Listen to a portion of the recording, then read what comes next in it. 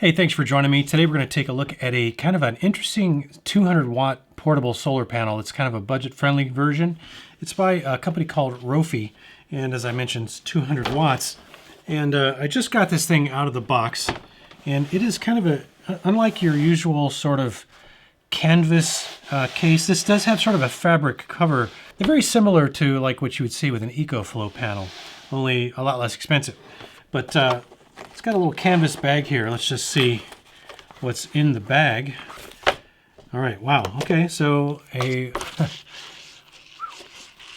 some kind of a multi-headed adapter here. This is like serious. All right, so we've got a pretty decent, I'm gonna have to get you the actual number on this, but I'm gonna guess it's about 2 meters long, MC4 cable.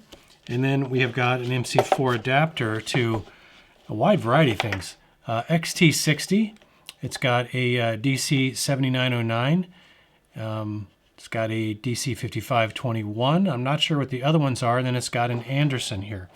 So it's got you covered for most things, unless your unless your power station has an aviation style connector on it. That is not included, but you can buy aviation style to MC4. Basically, you can get any connector for a power station that goes to MC4.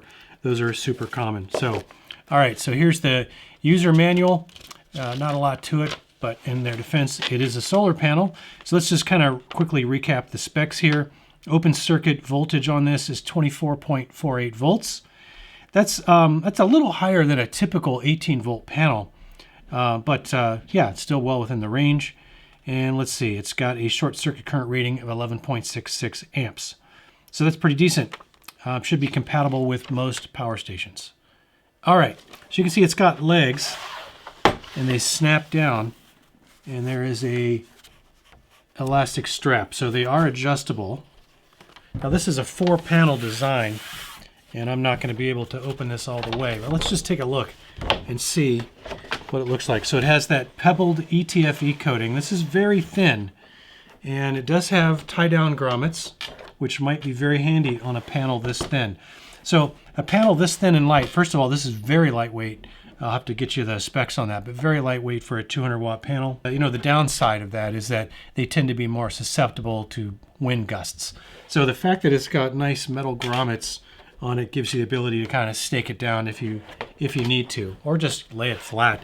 I didn't notice any USB ports, and those are a little less common on the 200 watt and up power or solar panels. They're very common on the 100 and 120 watt solar panels, less so on the 200 and the 400. But yeah, so no USB ports on this thing. Actually, when you don't have the little USB DC module on these, they're actually typically a higher weather resistance rating. So I'll have to report back on what the actual weather resistance rating is. But I mean, it feels like a very nice quality budget solar panel, if that makes sense. Looks like it has magnets on it that help keep it closed. I wasn't sure what those were at first, but now, yeah, they're definitely magnets, also in the handles. So pretty cool, nice and light. Kind of liking it. We'll have to go see how it performs. So can't really review a solar panel without taking it outside. So let's go do that. All right, let's go find out how easy this ROPHIE 200 watt portable solar panel is to set up. And then we'll connect it to a 1,000 watt power station and find out if we can top that power station off in one day or not.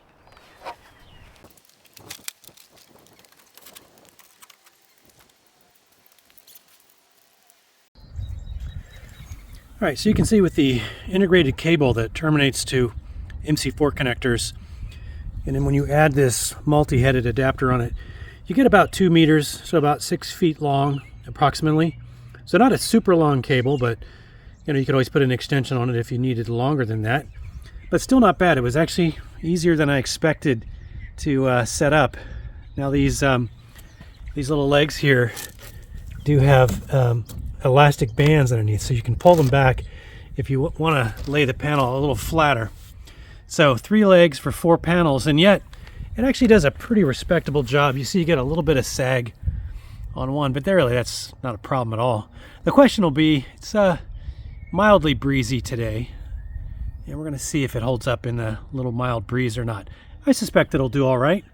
Notice that it's got these metal grommets here, which are nice for tie downs. When you're folding it up, it's got little magnets here that kind of hold it together. I do like this thin, semi-rigid panel material in here that makes it very water resistant, and it does have that pebbled ETFE coating that is extremely durable. So yeah, let's see how this thing performs. All right, so we're going to test this ROPHIE 200 watt panel on this Power Roam 1200 here from Ugreen. And I chose this because the output specs are very compatible. Whenever you are mixing and matching brands between your solar panel and your power station, you absolutely want to make sure that you are that your solar panel is outputting specs that are within the supported specs on the power station.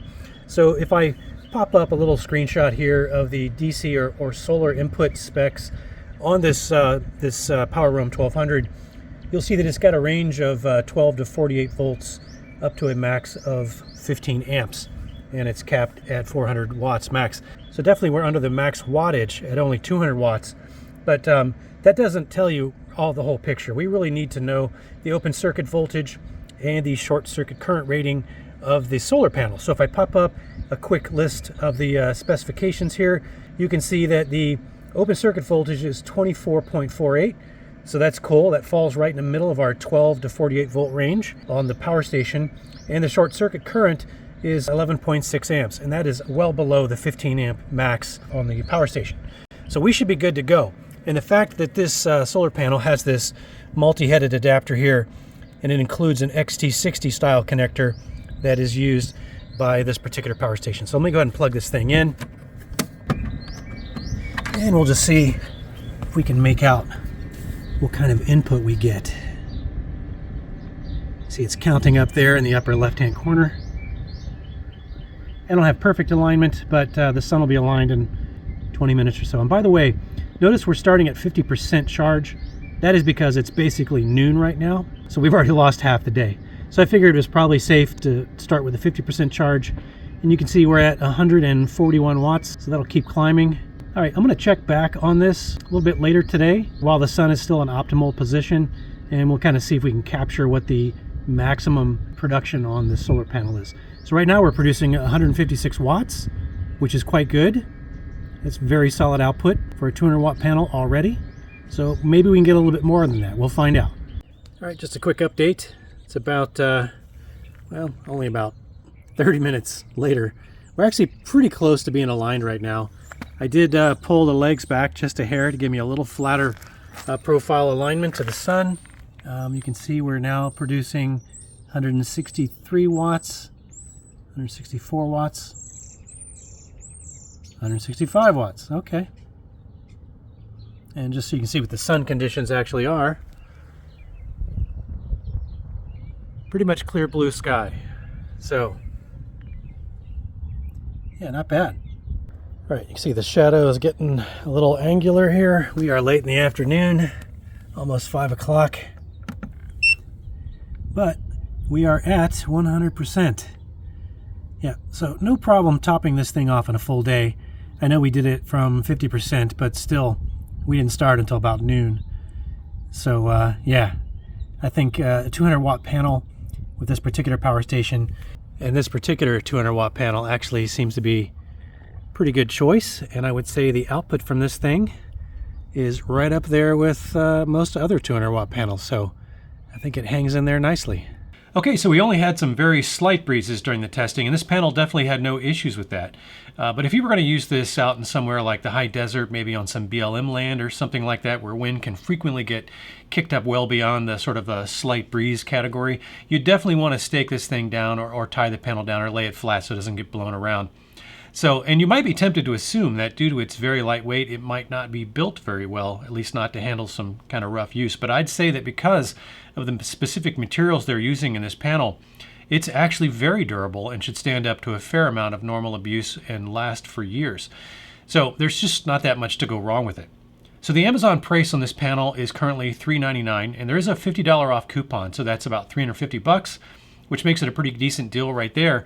Plus the guys at ROPHIE did send me a discount code, and I'll put that in the description below and you can check that out. It'll get you the lowest price.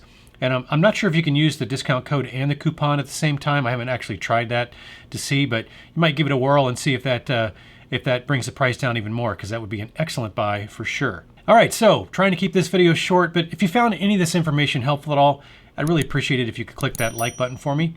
And thanks for joining me for this video. I'll continue to keep my eyes open for products like this that I think do give you an excellent value for the money, and I'll skip the ones that I don't think live up to that standard. I do hope you'll join me for the next video. I try to post about once a week. Anyway, until then, have fun out there.